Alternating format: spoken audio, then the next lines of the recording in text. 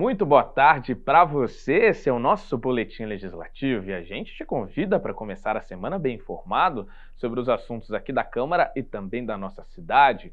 Hoje temos uma convocação para quem puder doar sangue.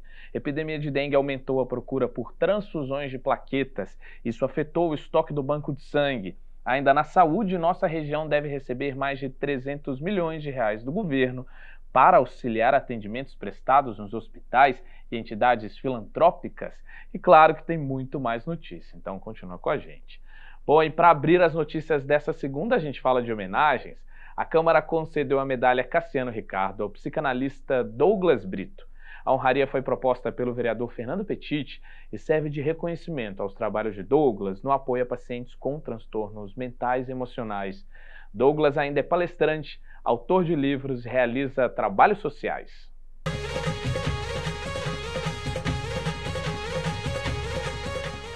Com muita música e muita dança, o plenário da Câmara recebeu uma cerimônia para a entrega de medalha Cassiano Ricardo em homenagem ao psicanalista Douglas Brito.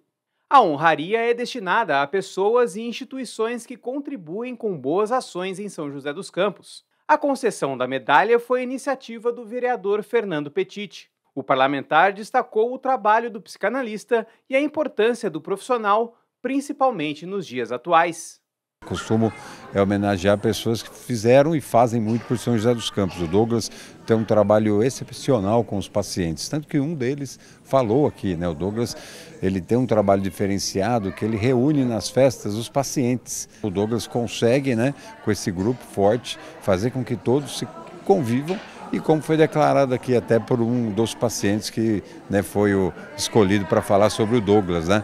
Quando eu cheguei até você, eu estava num turbilhão, né? Estava em um momento muito difícil da minha vida e graças a Deus deu tudo certo esse atendimento. Durante sua trajetória profissional, Douglas Brito sempre colocou em evidência o trabalho filantrópico em auxílio à população. Além de ser psicanalista, Douglas também é formado em teologia e fez especialização em neurociência pela Universidade de Harvard, nos Estados Unidos.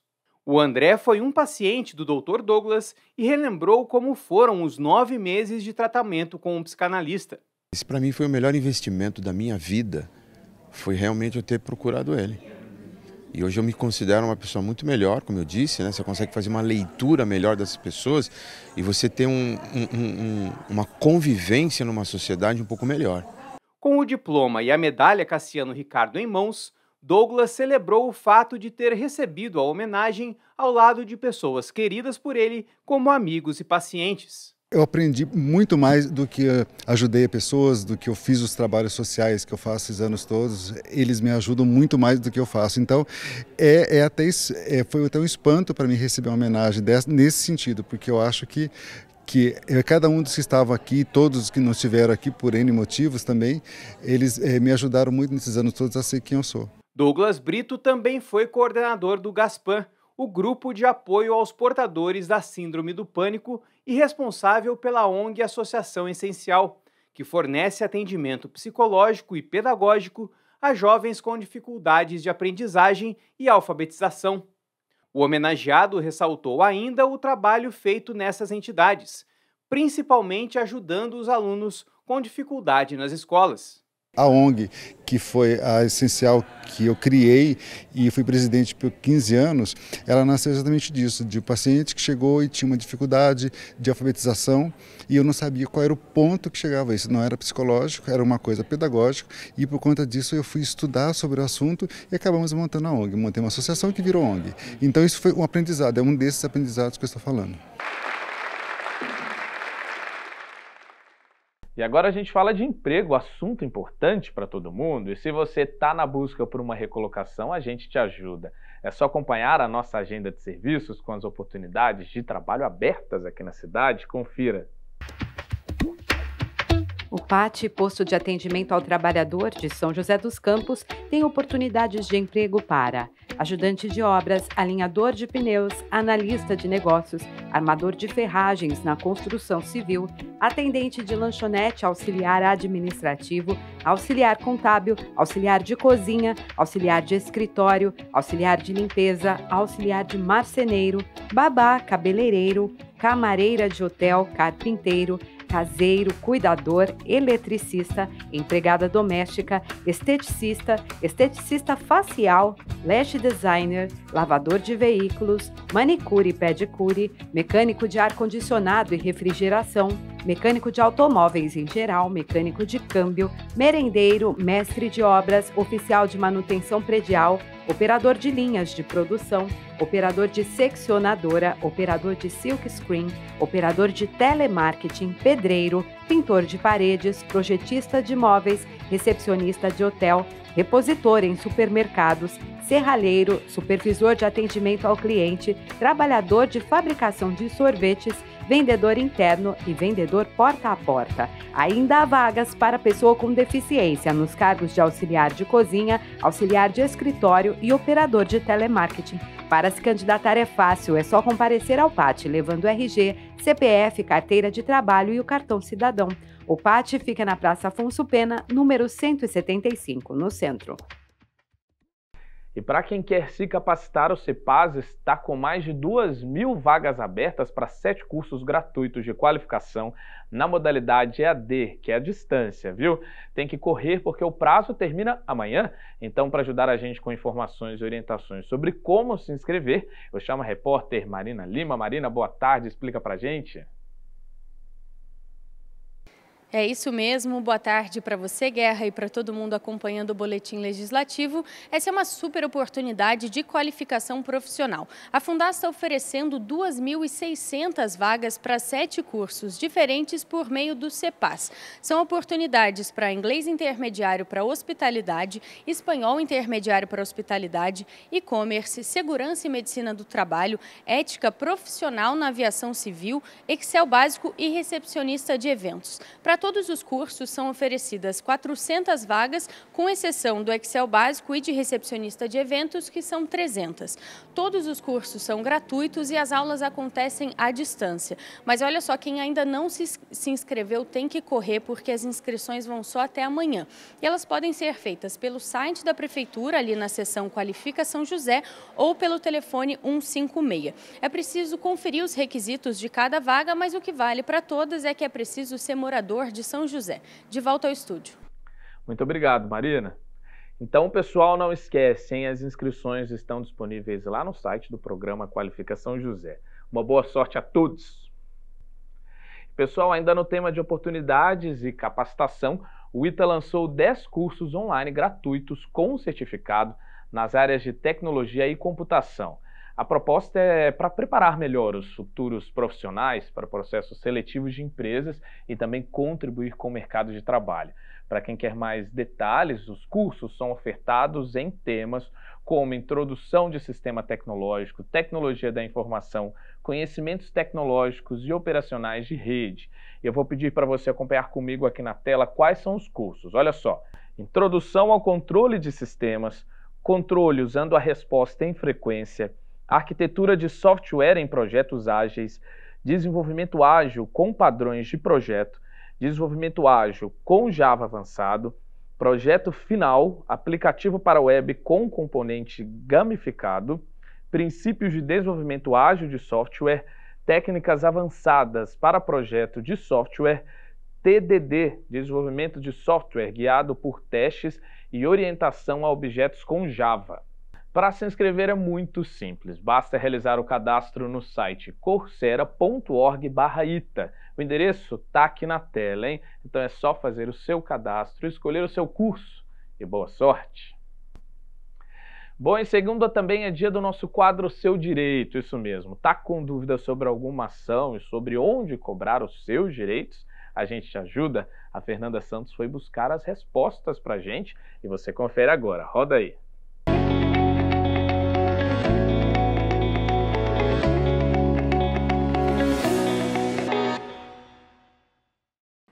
Oi, que bom ter você com a gente em mais um Seu Direito. Me conta uma coisa, você já fez alguma compra de mercado por aplicativos no celular? Acredito que sim, né? Mas você acha que a empresa deve informar o prazo de validade dos produtos vendidos? E se estiver fora da validade, o que você deve fazer? E aí, qual é o seu direito? O Código de Defesa do Consumidor, ele traz como princípio a informação clara e precisa sobre aquilo que é posto no mercado de consumo. Via de regra, aquela pessoa, o aplicativo que está pondo um produto à venda, ele deve colocar o lote de fabricação, as especificações daquele produto. É de responsabilidade quando esse produto é colocado, principalmente produtos que vão ser consumidos ali. Então, existe sim a responsabilidade daquela pessoa que está veiculando a publicidade daquele produto. Se tiver passado da validade, o consumidor ele tem o direito de ir lá e requerer ou um produto com o prazo de validade em dia, né, ou o dinheiro de volta. É possível sim fazer dessa forma.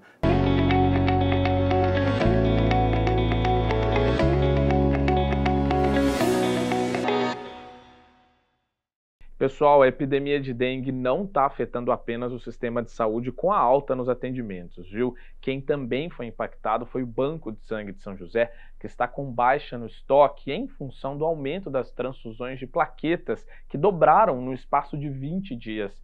Essas transfusões são necessárias principalmente para pacientes que desenvolvem a forma grave da doença e por isso o Banco de Sangue e as autoridades estão incentivando as doações para ajudar quem mais precisa. O trabalho no Banco de Sangue de São José dos Campos não para, mas a quantidade de doações não está em um nível confortável. É que nas últimas semanas, a demanda por plaquetas para a realização de transfusões cresceu 100%.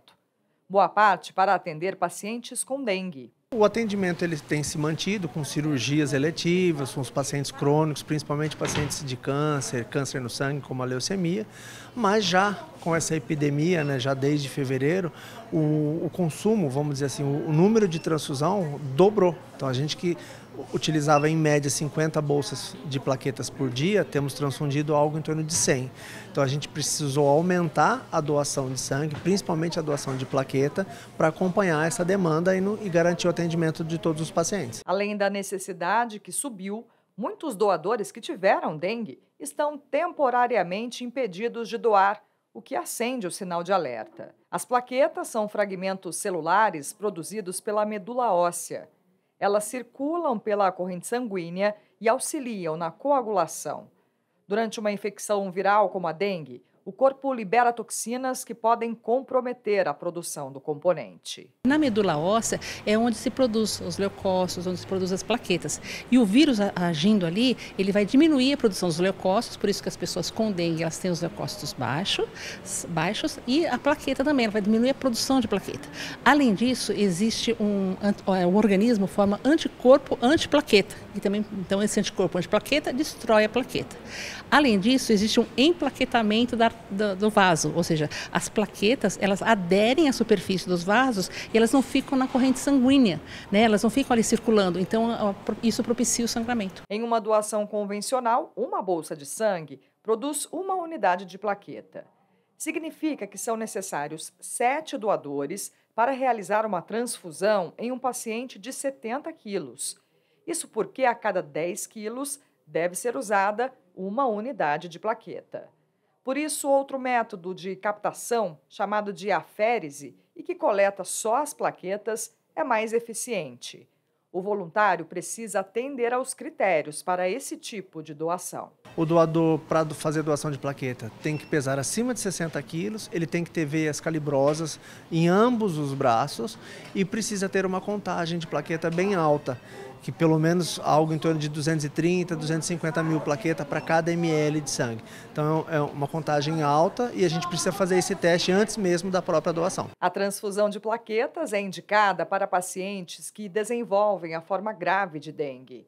O tratamento é necessário para controlar as hemorragias. Mas a gente sabe que essa diminuição na produção, nas plaquetas no organismo, né, na corrente sanguínea, faz com que propicie o aparecimento de sangramentos, grandes sangramentos em grandes volumes, né? Então isso aí também é ruim, porque isso aí também pode levar à morte.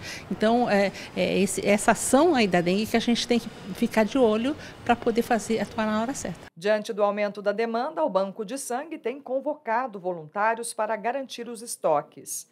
Ana Carolina é professora e fez questão de atender a solicitação. Está bem grave a situação das plaquetas, né? Então o pessoal está precisando bastante de doação, é importante. O banco de sangue funciona de segunda a sexta-feira e as doações podem ser feitas das 7 da manhã até às 12h30. A doação sangue é muito simples, basta a pessoa ter entre 16 e 69 anos, lembrando que o menor sempre deve estar acompanhado de um responsável legal e que a primeira doação de sangue deve ser feita até os 60 anos.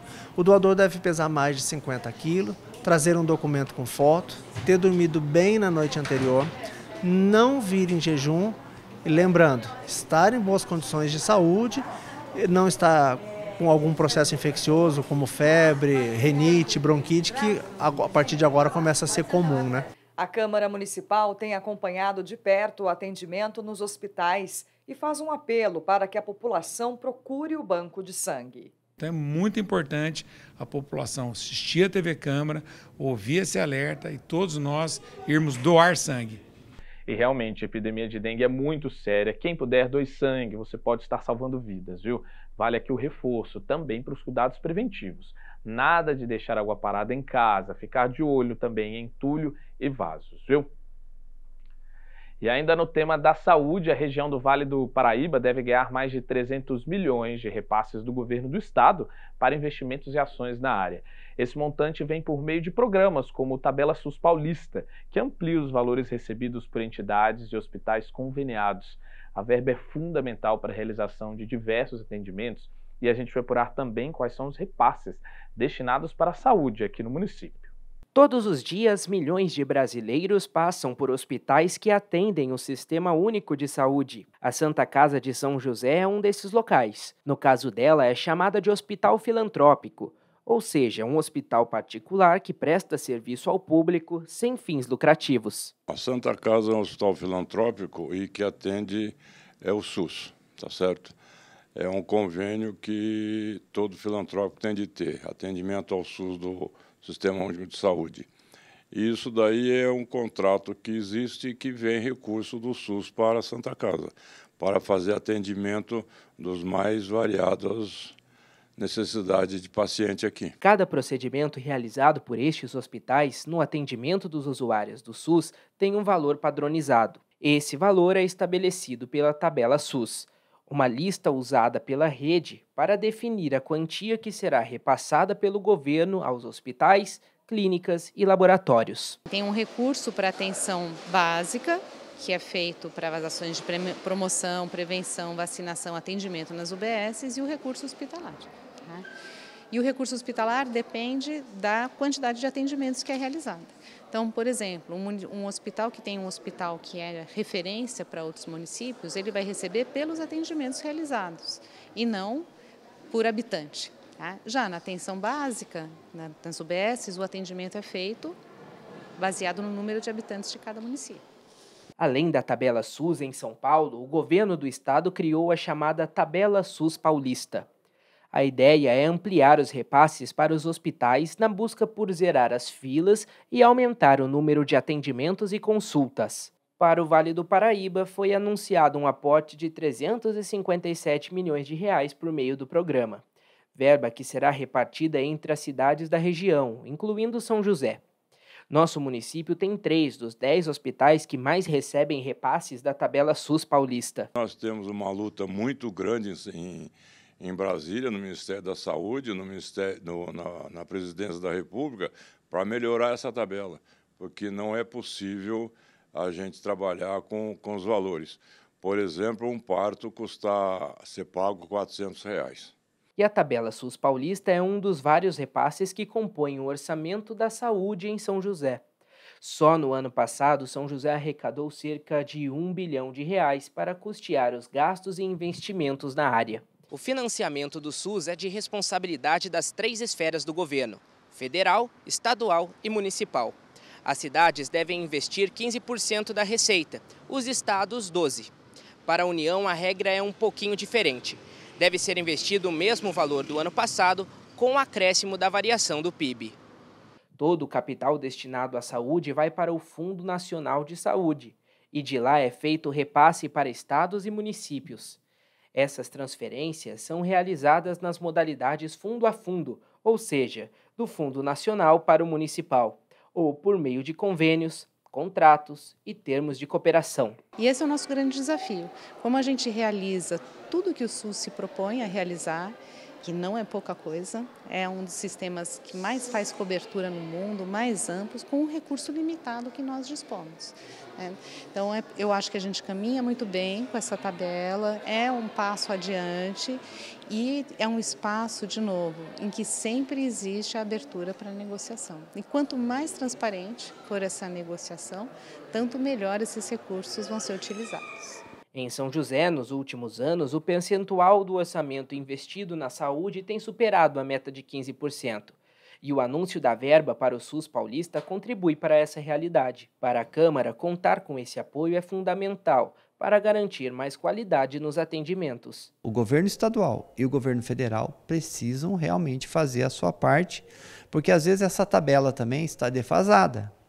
Então, o custo de uma operação simples, um procedimento simples da saúde, que custa na tabela SUS, por exemplo, R$1.000, aqui na ponta custa R$2.000. Quem paga a outra parte? Os custos, eles crescem a cada dia e essa tabela SUS, ela precisa também, ao longo do tempo, ir mudando e recebendo os acréscimos também, porque senão estoura o orçamento municipal. E como a gente viu, esse valor repassado pelo Estado vem ajudar a melhorar o atendimento de entidades e hospitais filantrópicos. E é um apoio importante para a continuidade de diversos atendimentos. E, pessoal, todo esse atendimento prestado por uma entidade conveniada segue um valor estabelecido pela tabela SUS, que determina os custos desse atendimento.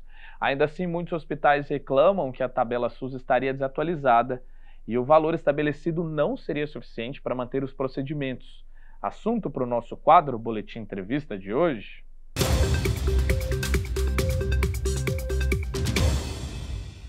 Olá, tudo bem? Boletim Entrevista no ar. E deixa eu te perguntar, você já utilizou algum serviço de saúde em um hospital privado sem pagar nada por isso?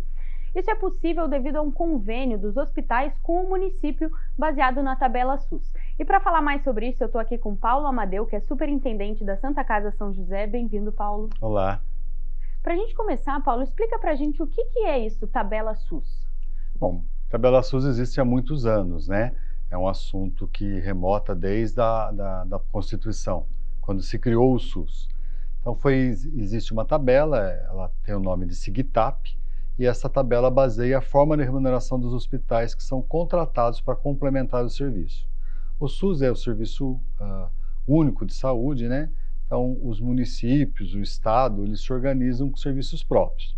Quando esses serviços próprios não são suficientes, eles contratam os hospitais privados, né, Santas Casas e até outros hospitais, para poder prestar esse serviço. E a tabela SUS é a forma que se baseia para remunerar esses serviços, né? Então, qualquer procedimento feito, ele é processado, ele é faturado, né? A gente manda para o DataSUS, o DataSUS processa, e esse valor depois chega a ser determinado, né? E aí isso que é repassado.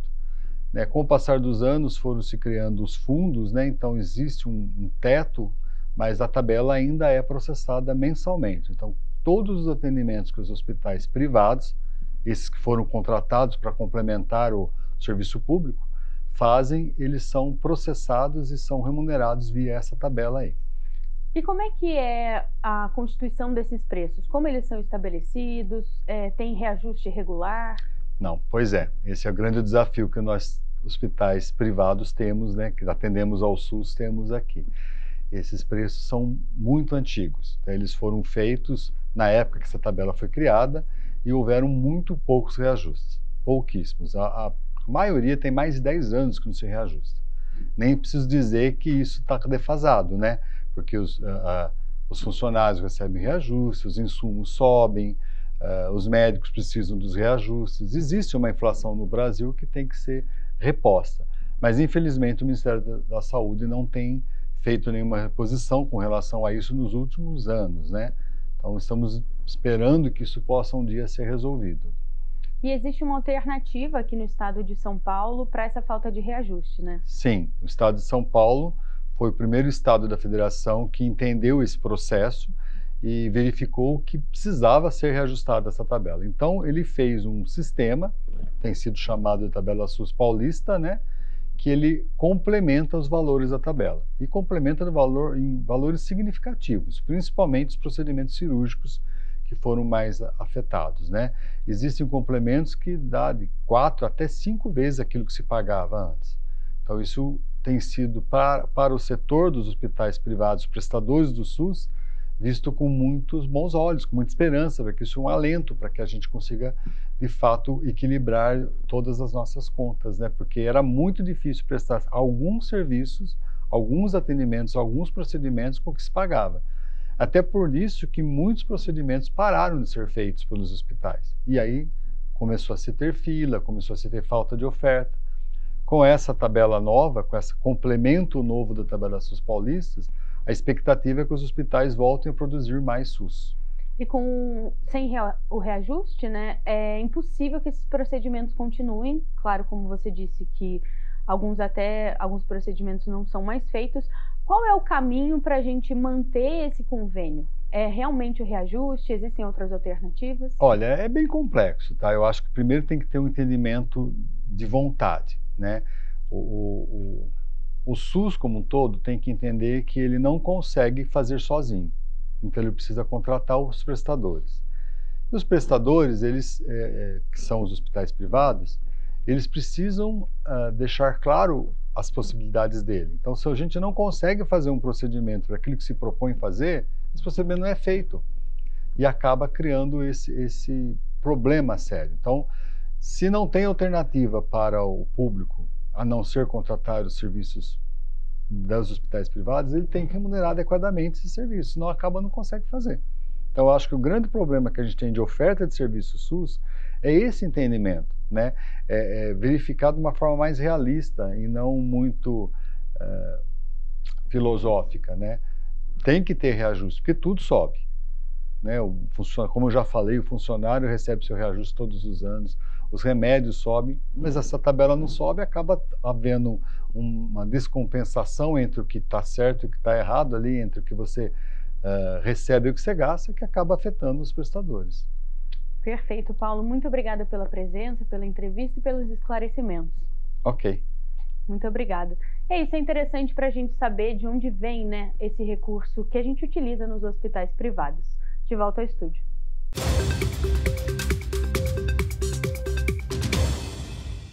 Muito obrigado, viu, Marina, e ao Dr. Paulo pelas informações. E agora a gente confere como fica o tempo na tarde desta segunda e também amanhã. Tempo firme, vamos ver? Segunda-feira de tempo aberto e temperaturas amenas. Há pouca chance de chuva para hoje. A máxima fica em 29 graus e a mínima em 16. Amanhã, terça-feira, o dia promete ser mais quente, com máxima de 30 graus e mínima de 17. As nuvens aumentam com o decorrer da tarde, mas há também pouca chance de chuva. E é isso, chegou ao fim o boletim de hoje, uma ótima segunda-feira para você. Já agradeço a sua companhia e, claro, convido também para acompanhar o boletim de amanhã no mesmo horário, sempre às 2 horas da tarde. E se você ainda não conhece as nossas redes sociais, anota aí o endereço, que é o mesmo para o Instagram, para o Facebook, também para o YouTube, o @tvcâmara_sjc. Um grande abraço para você, a seguir tem Hora do Esporte. Tchau!